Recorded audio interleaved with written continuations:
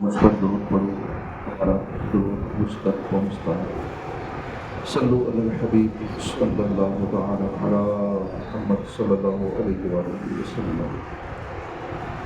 चौथा पारा सूरह निसा, आयत नंबर 2 से आयत नंबर 9। अऊज़ु बिल्लाहि मिनश शैतानिर रजीम। बिस्मिल्लाहिर रहमानिर रहीम। वआतुल यतामा अम्वालहुम वला ततबद्दलुल खबीथ बित्तय्यिब वला तअकुलू अम्वालहुम इला अम्वालिकुम इन्नहु काना हूबन कबीरा। अल्लाह के नाम से शुरू, मेहरबान रहमत वाला। तर्जुमा कंज़ुल इरशाद। और यतीमों को उनके माल दे दो और पाकीज़ा माल के बदले गंदा माल ना लो, और उनके मालों को अपने मालों में मिला कर ना खा जाओ, बेशक ये बड़ा गुनाह है। इस आयत का शान नज़ूल ये है कि एक शख्स की निगरानी में उसके यतीम भतीजे का बहुत ज़्यादा माल था। जब वो यतीम बालिग हुआ और उसने अपना माल तलब किया तो चचा ने देने से इनकार कर दिया। इस पर ये आयत नाज़िल हुई, जिसे सुनकर उस शख्स ने यतीम का माल उसके हवाले कर दिया और कहा कि हम अल्लाह ताला और उसके रसूल सल्लल्लाहु ताला अलैहि वसल्लम की इताअत करते हैं। आयत का मफ़हूम यह है कि जब यतीम अपना माल तलब करें तो उनका माल उनके हवाले कर दो, जबकि दीगर शरई तकाज़ों को पूरा कर लिया है, और अपने हलाल माल के बदले यतीम का माल ना लो जो तुम्हारे लिए हराम है। जिसकी सूरत यह है कि अपना घटिया माल यतीम को देकर उसका उम्दा माल ले लो। ये तुम्हारा घटिया माल तुम्हारे लिए उम्दा है क्योंकि ये तुम्हारे लिए हलाल है, और यतीम का उम्दा माल तुम्हारे लिए घटिया है और खबीस है क्योंकि वो तुम्हारे लिए हराम है। ये भी मालूम हुआ कि जब यतीम का माल अपने माल से मिलाकर खाना हराम हुआ, यानी घटिया मुआवजा देकर खाना भी हराम है, तो बगैर मुआवजा के खा लेना बतरीके औला हराम है। हाँ, शरीयत ने जहाँ उनका माल मिलाकर इस्तेमाल करने की इजाज़त दी है वो जुदा है। इसका बयान सूरह बकरा आयत नंबर 220 में है। यतीम उस नाबालिग लड़के या लड़की को कहते हैं जिसका बाप फौत हो जाए।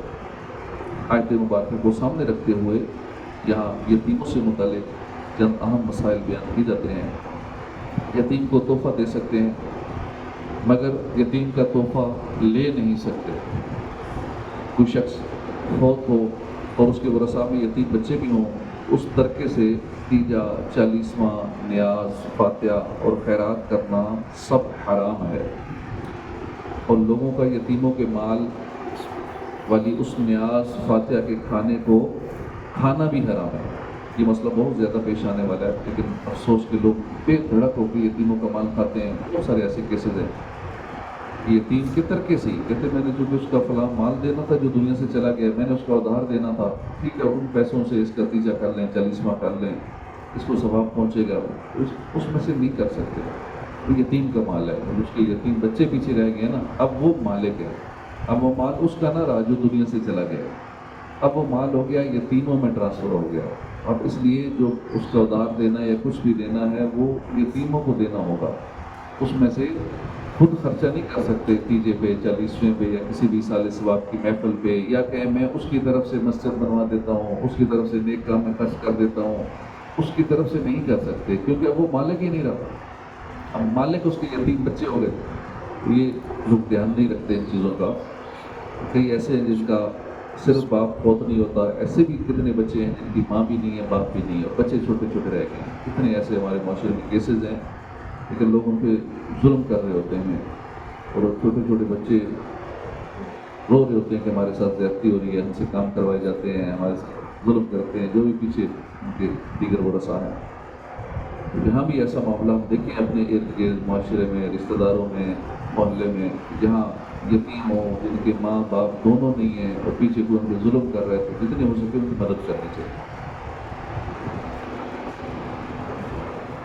ऐसे मौके पर जायज़ न्याज का तरीका ये है कि बालिग वरसा ख़ास अपने माल से न्याज दिलाएं। ये भी याद रहे कि यहाँ वो दावत मुराद नहीं जो तदफीन के बाद या स्वयं के दिन की पकाई जाती है, क्योंकि वो दावत तो बाहर सूरत नाजायज़ है। جو ہمارے معاشرے میں چل رہی ہے کہ بندہ فوت ہوا، جنازہ ہوا، اس کے بعد اعلان ہوتا ہے کہ آج وہ سارے کھانا کھا لو، کوئی مہمان کھانا کھائے بغیر نہیں جائے گا۔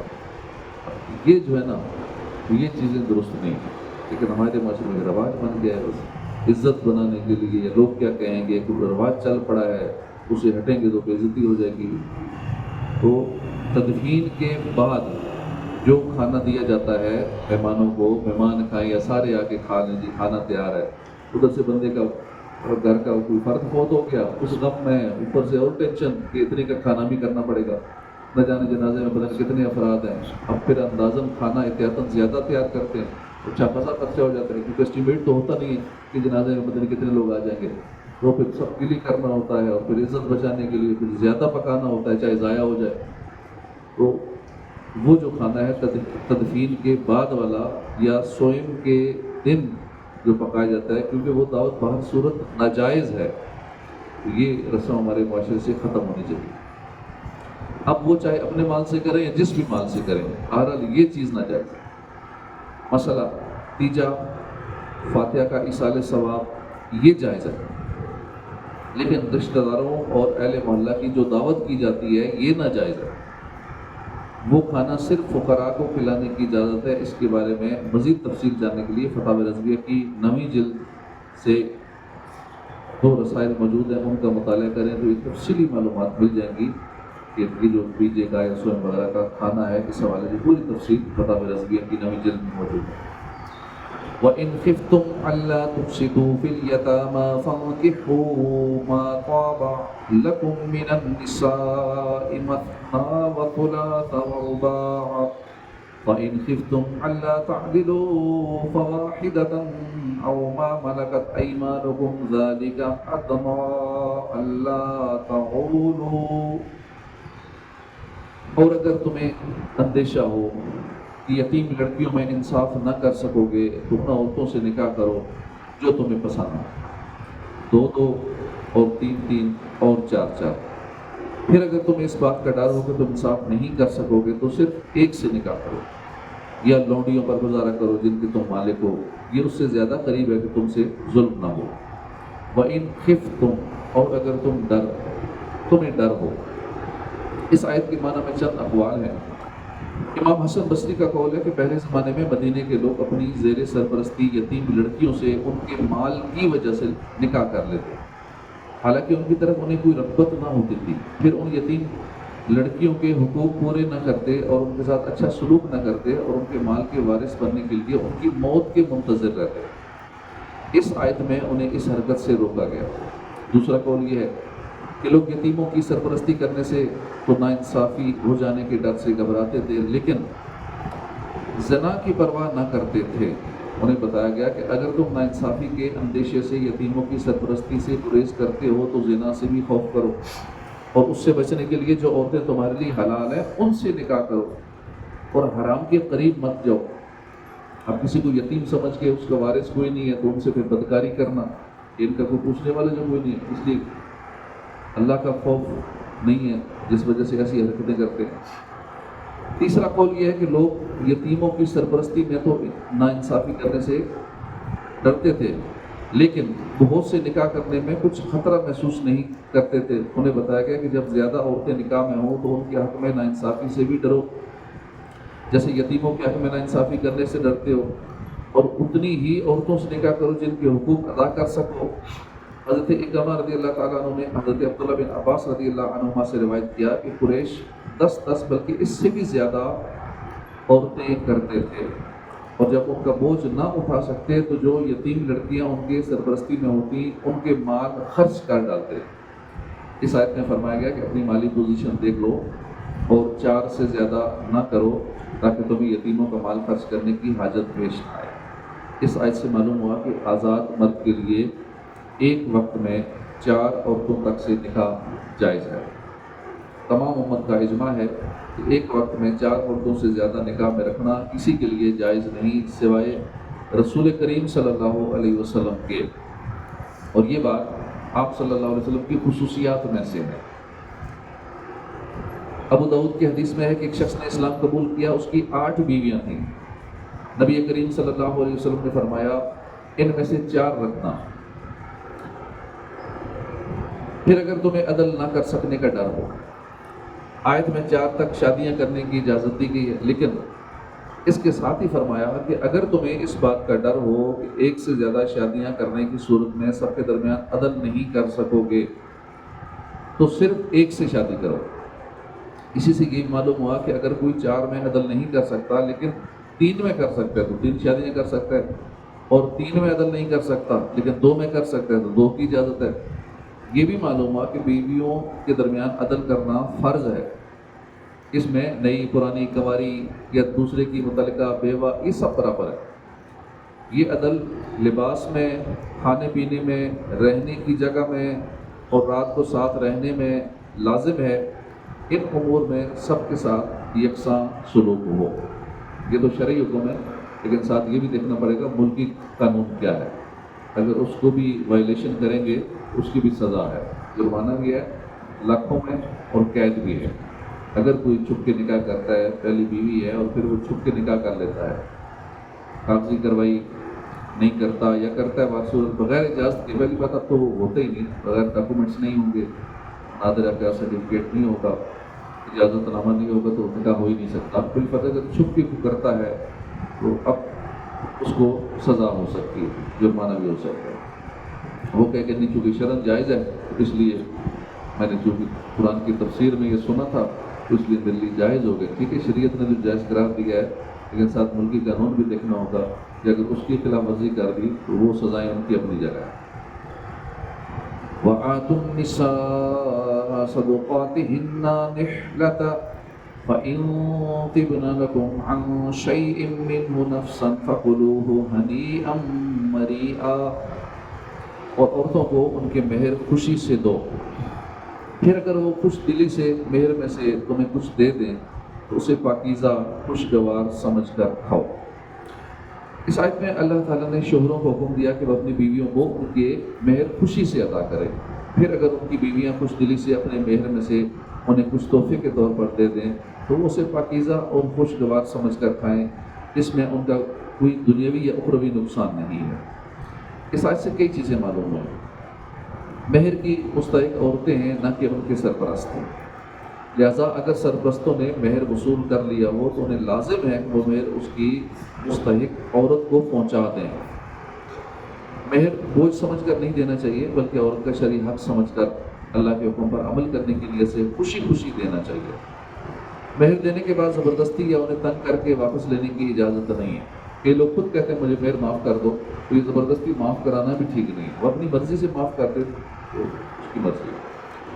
اگر عورتیں خوشی سے پورا یا کچھ مہر تمہیں دے دیں تو وہ حلال ہے، اسے لے سکتے ہیں۔ ہمارے زمانے میں لوگ عورتوں کو مہر واپس دینے یا معاف کرنے پر باقاعدہ مجبور نہیں کرتے، لیکن کچھ اپنی چرب زبانی سے اور کچھ اپنے رویے کو بگاڑ کر، موڈ آف کر کے، میل برتو میں انداز تبدیل کر کے مہر کی معافی یا واپسی پر عورت کو مجبور کرتے ہیں۔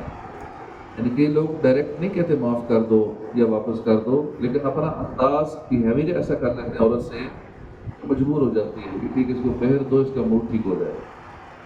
یہ سب صورتیں ممنوع ہیں، بلکہ بعض اعتبار سے اس میں زیادہ خباثت اور کمینگی ہے۔ ایسے لوگ مہر معاف بھی کروا لیتے ہیں اور اپنے نفس کو بھی راضی رکھتے ہیں۔ ہم نے کون سا مجبور کیا ہے؟ انہیں اللہ تعالیٰ ہدایت عطا فرمائے۔ وَلَا تُؤْتُوا السُّفَهَاءَ أَمْوَالَكُمُ الَّتِي جَعَلَ اللَّهُ لَكُمْ قِيَامًا وَارْزُقُوهُمْ فِيهَا وَاكْسُوهُمْ وَقُولُوا لَهُمْ قَوْلًا مَّعْرُوفًا، اور کم عقلوں کو ان کے وہ مال نہ دو جسے اللہ نے تمہارے لیے گزر بسر کا ذریعہ بنایا، اور انہیں اس مال میں سے کھلاؤ اور پہناؤ اور ان سے اچھی بات کہو۔ اس آیت میں چند احکام بیان فرمائے جن کا خلاصہ یہ ہے کہ جن بچوں کی پرورش تمہارے ذمے ہے اور ان کا مال تمہارے پاس ہے، اور وہ بچے اتنی سمجھ نہیں رکھتے کہ مال کا مصرف پہچانے، بلکہ وہ اسے بے مال خرچ کرتے ہیں، اور اگر ان کا مال ان پر چھوڑ دیا جائے تو وہ جلد ضائع کر دیں گے، حالانکہ مال کی بہت اہمیت ہے کہ اسی کے ساتھ زندگی کی بقا ہے۔ لہٰذا جب تک مال کی اچھی طرح سمجھ بوجھ انہیں حاصل نہ ہو جائے تب تک ان کے مال ان کے حوالے نہ کرو، بلکہ ان کی ضروریات جیسے کھانے پینے اور پہننے کے اخراجات وغیرہ ان کے مال سے پورے کرتے رہو، البتہ ان سے اچھی بات کہتے رہو، جن سے ان کے دل کو تسلی رہے اور وہ پریشان نہ ہو. مثلاً ان سے کہو کہ بھائی مال تمہارا ہی ہے اور جب تم ہوشیار سمجھدار ہو جاؤ گے تو یہ تمہارے حوالے کر دیا جائے گا. اچھی بات کہنے کا معنی یہاں مفسرین نے وہ لیا ہے جو اوپر بیان ہوگا. البتہ متعلقاً اچھی بات میں بہت سی چیزیں داخل ہیں. یہ بھی اس میں داخل ہے کہ ان کو آداب زندگی سکھاؤ. کھانے پینے, اٹھنے بیٹھنے, بات چیت کرنے, سب کاموں میں ان کی اچھی تربیت کرو. وَابْتَلُوا الْيَتَامَى حَتَّى إِذَا بَلَغُوا النِّكَاحَ وَإِنْ آنَسْتُم مِّنْهُمْ رُشْدًا فَادْفَعُوا إِلَيْهِمْ أَمْوَالَهُمْ وَلَا تَأْكُلُوهَا إِسْرَافًا وَبِدَارًا أَن يَكْبَرُوا وَمَنْ كَانَ غَنِيًّا فَلْيَسْتَعْفِفْ وَمَنْ كَانَ فَقِيرًا فَلْيَأْكُلْ بِالْمَعْرُوفِ فَإِذَا دَفَعْتُمْ إِلَيْهِمْ أَمْوَالَهُمْ فَاشْهِدُوا عَلَيْهِمْ وَكَفَى بِاللَّهِ حَسِيبًا. اور یتیموں کی سمجھداری کو آزماتے رہو یہاں تک کہ جب وہ نکاح کے قابل ہوں تو اگر تم ان کی سمجھداری دیکھو تو ان کے مال ان کے حوالے کر لو اور ان کے مال فضول خرچی سے اور اس طرح سے جلدی نہ کھاؤ کہ وہ بڑے ہو جائیں. اور جسے حاجت نہ ہو تو وہ بچے اور جو حاجت مند ہو وہ بقدر مناسب کھا سکتا ہے. پھر جب تم ان کے مال ان کے حوالے کرو تو ان پر گواہ کر لو اور حساب لینے کے لیے اللہ کافی ہے. اس آیت مبارکہ میں یتیموں کے حوالے سے بہت واضح احکام دیے ہیں. چنانچہ فرمایا کہ جن یتیموں کا مال تمہارے پاس ہو ان کی سمجھداری کو آزماتے رہو. جس کی ایک صورت یہ ہے کہ ان کا مال دے کر وقتاً انہیں دیکھتے رہو کہ کیسے خرچ کرتے ہیں. یوں انہیں آزماتے رہو یہاں تک کہ وہ جب نکاح کی عمر کو پہنچ جائیں گے, بالغ ہو جائیں, تو اگر تم ان میں سمجھداری کے آثار دیکھو کہ وہ مالی معاملات اچھے طریقے سے کر لیتے ہیں تو ان کے مال ان کے حوالے کر دو. یہاں تک ان کے بارے میں حکم دینے کے بعد اب سرپرستوں کو بطور خاص چند ہدایات دی ہیں. چنانچہ فرمایا کہ یتیموں کے مال کو فضول خرچی سے استعمال نہ کرو اور ان کا مال جلدی نہ کھاؤ اس ڈر سے کہ جب وہ بڑے ہو جائیں گے تو چونکہ تمہیں ان کے مال واپس کرنا پڑیں گے لہٰذا جتنا زیادہ ہو سکے ان کا مال کھا جاؤ, یہ حرام ہے. مزید ہدایت یہ ہے کہ یتیم کا سرپرست اگر خود مالدار ہو یعنی اسے یتیم کا مال استعمال کرنے کی حاجت نہیں تو وہ اس کا مال استعمال کرنے سے بچے اور جو حاجت مند ہو وہ بقدر مناسب کھا سکتا ہے. یعنی جتنی معمولی سی ضرورت ہو اس میں کوشش یہ ہونی چاہیے کہ کم سے کم کھائے. یتیم پہ ہم خرچ کریں نہ کہ یتیم کے مال میں سے ہم استعمال کریں. آیت کے آخر میں مزید پہلے والے حکم کے بارے میں فرمایا کہ جب تم یتیموں کے مال ان کے حوالے کرنے لگو تو اس بات پر گواہ بنا لو تاکہ بعد میں کوئی جھگڑا نہ ہو. یہ حکم مستحب ہے. لِلرِّجَالِ نَصِيبٌ مِّمَّا تَرَكَ الْوَالِدَانِ وَالْأَقْرَبُونَ وَلِلنِّسَاءِ نَصِيبٌ مِّمَّا تَرَكَ الْوَالِدَانِ وَالْأَقْرَبُونَ مِمَّا قَلَّ مِنْهُ أَوْ كَثُرَ نَصِيبًا مَّفْرُوضًا. مردوں کے لیے اس مال میں سے وراثت کا حصہ ہے جو ماں باپ اور رشتہ دار چھوڑ گئے, اور عورتوں کے لیے اس میں سے حصہ ہے جو ماں باپ اور رشتہ دار چھوڑ گئے. مال وراثت تھوڑا ہو یا زیادہ اللہ نے یہ حصہ مقرر فرمایا. وَلِلنِّسَاءِ نَصِيبٌ, اور عورتوں کا بھی وراثت میں حصہ ہے. زمانہ جاہلیت میں عورتوں اور بچوں کو وراثت سے حصہ نہ دیتے تھے. اس آیت میں اس رسم کو باطل کیا گیا. اس سے یہ بھی معلوم ہوا کہ بیٹے کو میراث دینا بیٹی کو نہ دینا سری ظلم ہے اور قرآن کے خلاف ہے. دونوں میراث کے حقدار ہیں اور اس سے اسلام میں عورتوں کے حقوق کی اہمیت کا بھی پتہ چلتا ہے. ہمارے یہاں بھی ایسا رواج پایا جاتا ہے کہ بچیوں کو نہیں دیتے اور بچے مجبور ہوتی ہیں, وہ بھی کہتے ہیں کہ رواج چل رہا ہے کہ جو بھی اپنا حصہ بنتا ہے ہم نے بھائیوں کو دیا, ساتھ جا کے انگوٹھے لگوا کے سائن کروا کے جو بھی ان کا حصہ جتنا بھی بنتا ہے وہ بھائی اپنے نام کروا لیتے ہیں, کیونکہ رواج یہی چل رہا ہے. ایسا چل رہا ہے, درست نہیں ہے. دے دینا چاہیے, اس کے بعد وہ جتنا مرضی کرے. ایک بار ان کے نام کر دیں جتنی مرضی, وہ کہتی رہے کہ میں نے نہیں لینی, میں نے آپ کے والے, وہ تو بیچاری شرما رہی, جو کہ معاشرے میں رواج ہی ایسا چل رہا ہے. وہ کہے گی میں اپنا حصہ لوں گی, اور وہ تعلقات خراب ہو جائیں گے. بھائیوں سے بھابھیوں سے کہیں گے کہ کتنی ظالم ہے یہ اپنا حصہ لے رہی ہے. اسی کو جو اپنا حصہ لے رہی ہے اسی کو برا بھلا کہنا شروع کر دیں گے, دیکھو باقی تو نہیں لیتی, یہ لے رہی ہے اپنا حصہ. تو تعلقات خراب ہونے کی وجہ سے بھی مجبور ہو کے کہتی ہے کہ میں نے اپنے بھائیوں کو دیا. ایک بار دے دیں حصہ, اب وہ جدھر مرضی کرے، بلکہ نہ لیں اس سے، بہتر ہے اسے کہیں نہیں آپ ہی رکھو، اس کی بھی ضروریات ہے، زندگی گزارتی ہے، اس کے بال بچے ہیں، دیگر معاملات ہیں، اسے کہیں اپنا حصہ آپ کا حصہ ہے یہ آپ رکھیں۔ اور کئی اسی طرح جو لوگ مسجدوں میں پلاٹ یا زمین دیتے ہیں، اب اس میں اگر بہنوں کا حصہ شامل ہے اب وہ نہیں دے سکتے، دیکھو ذاتی جگہ دے سکتے ہیں، اب اس میں تو حصہ شامل ہے، حصے تو دیے نہیں بہنوں کو، یا اور بھی اگر حصہ دار موجود ہیں ان کے حصے دیے نہیں اور مسجد میں پلاٹ دے رہے ہیں تو یہ ناجائز ہے، درست نہیں ہے، تو نہیں دے سکتے مسجد میں۔ وَإِذَا حَضَرَ الْقِسْمَةَ أُولُو الْقُرْبَى وَالْيَتَامَى وَالْمَسَاكِينُ فَارْزُقُوهُم مِّنْهُ وَقُولُوا لَهُمْ قَوْلًا مَّعْرُوفًا، اور جب تقسیم کرتے وقت رشتہ دار اور یتیم اور مسکین آ جائیں تو اس مال میں سے انہیں بھی کچھ دے دو اور ان سے اچھی بات کہو۔ جن افراد کا وراثت میں حصہ ہے ان کا بیان تو تفصیل کے ساتھ بعد کی آیتوں میں مذکور ہے، ان کے علاوہ دیگر رشتہ داروں اور محتاج افراد کے بارے میں فرمایا کہ انہیں بھی وراثت تقسیم کرنے سے پہلے مال میں سے کچھ دے دیا کرو اور ان سے اچھی بات کہو، جیسے یہ کہ یہ مال تو در حقیقت وارثوں کا حصہ ہے لیکن تمہیں ویسے ہی تھوڑا سا دیا گیا ہے، یوں ان کے لیے دعا کر دی جائے۔ اس آیت میں غیر وارثوں کو وراثت کے مال سے کچھ دینے کا جو حکم دیا گیا ہے یہ دینا مستحب ہے۔ امام محمد بن سیرین رحمۃ اللہ علیہ سے مروی ہے، حضرت عبیدہ سلمانی رحمۃ اللہ علیہ نے میراث تقسیم کی تو اس آیت پر عمل کرتے ہوئے ایک بکری ذبح کروا کر کھانا پکوایا، پھر یتیموں میں تقسیم کر دیا اور کہا کہ اگر یہ آیت نہ ہوتی تو میں یہ سب خرچہ اپنے مال سے کرتا۔ تفسیر قرطبی میں یوں ہے کہ یہ عمل عبیدہ سلمانی اور امام محمد بن سیرین دونوں نے کیا۔ دور منصور میں ایک روایت یہ ہے کہ حضرت عبدالرحمن بن ابو بکر رضی اللہ تعالیٰ عنہ نے جب اپنے والد کی میراث تقسیم کی تو اسی مال سے ایک بکری ذبح کروا کر کھانا پکوایا۔ جب یہ بات حضرت عائشہ صدیقہ رضی اللہ عنہ کی بارگاہ میں عرض کی گئی، انہوں نے فرمایا کہ عبدالرحمن نے قرآن پر عمل کیا۔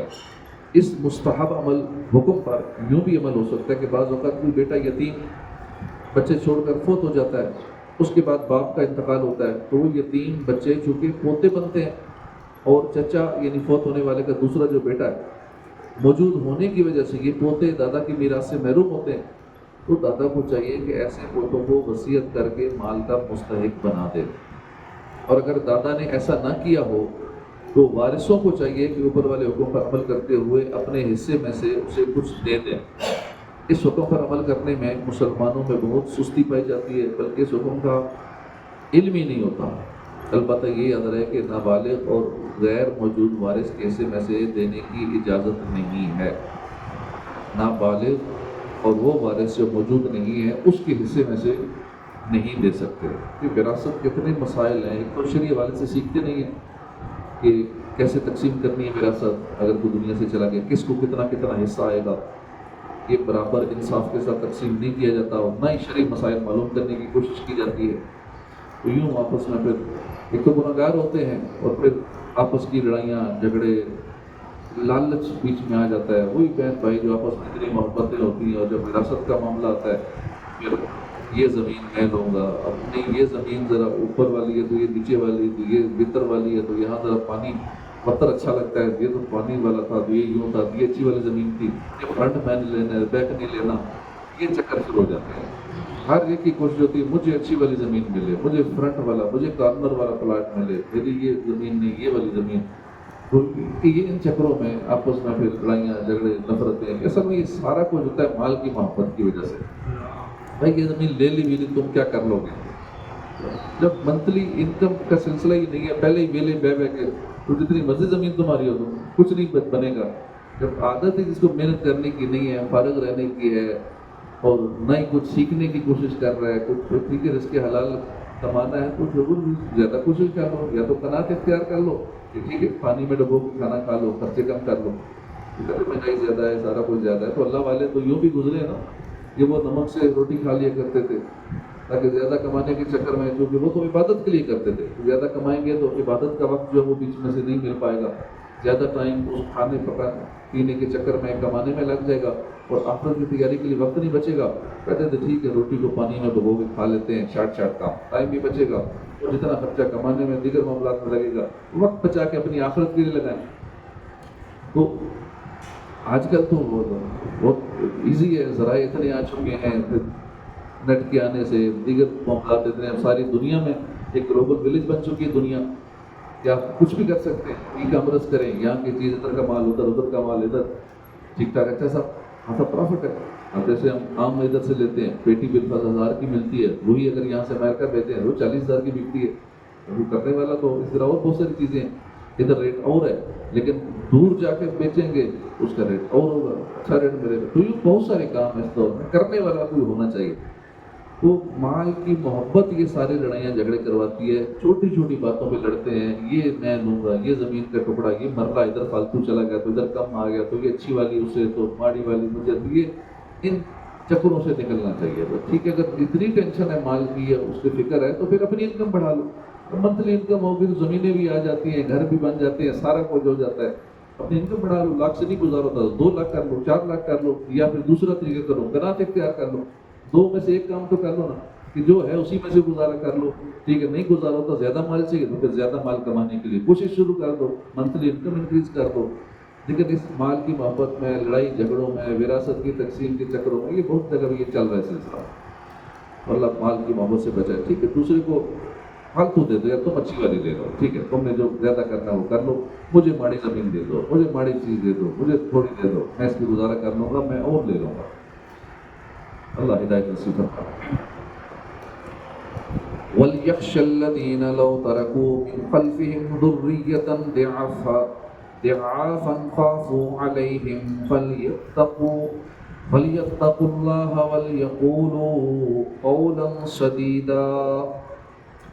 اور وہ لوگ ڈریں جو اگر اپنے پیچھے کمزور اولاد چھوڑتے تو ان کے بارے میں کیسے اندیشوں کا شکار ہوتے۔ انہیں چاہیے کہ اللہ سے ڈریں اور درست بات کہیں۔ وَلْيَخْشَ، اور چاہیے کہ ڈریں۔ یتیموں کے سرپرستوں کو فرمایا جا رہا ہے کہ وہ یتیموں کے بارے میں اللہ سے ڈریں اور ان کی یہ سمجھ کر پرورش کریں کہ اگر ہمارے بچے یتیم رہ جائیں اور کوئی دوسرا ان کی پرورش کرے تو وہ کیسی پرورش چاہتے ہیں، ایسی ہی پرورش وہ دوسروں کے یتیموں کی کریں۔